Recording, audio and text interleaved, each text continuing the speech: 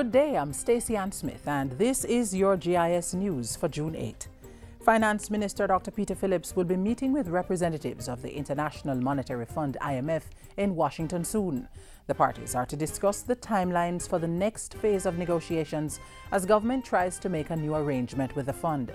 While one cannot predict with any exactness the timing of the conclusion of the negotiations, we are working to bring them to a conclusion later this year. Meanwhile, the minister says the IMF board recently concluded its routine Article 4 consultation on Jamaica for the year 2011, and it will be published both by the fund and the ministry as soon as it is cleared for release. The draft report we have seen contains no surprises to anyone who followed my analysis of our current situation. The board broadly agreed with the assessment that a strong upfront fiscal adjustment is necessary to place the debt on a clear downward path. There are indications that adjustments will be made to the minimum wage rates during the course of the current legislative year.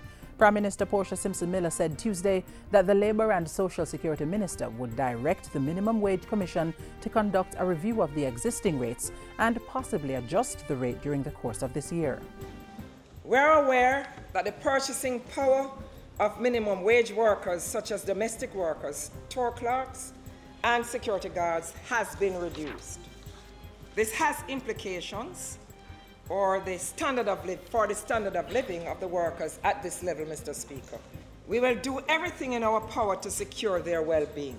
The Montego Bay Free Zone is now open to full competition for telecommunications services after government reached an agreement with Telecoms provider Lime Jamaica to end its monopoly.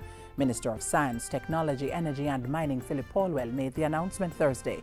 He revealed that Lime's subsidiary, Jamaica Digiport International Limited, had exclusive rights to provide telecommunication services to the Free Zone up to March 2015, but voluntarily agreed to end the arrangement earlier. Minister Paulwell said this effectively completed the liberalization of the telecommunications industry, which started in 1999. He added that the development should entice more investors to consider Jamaica as a premier ICT business process outsourcing destination. In the meantime, government's reinstated award for innovation in science and technology is shaping up to be far more meaningful, with awardees to reap significant benefits. That's according to the Minister of Science, Technology, Energy and Mining, Philip Paulwell. And what we're determined to do this time around is once we have unearthed these projects, we're not just going to leave them on their own. We're going to make sure that the intellectual property rights in them are safeguarded.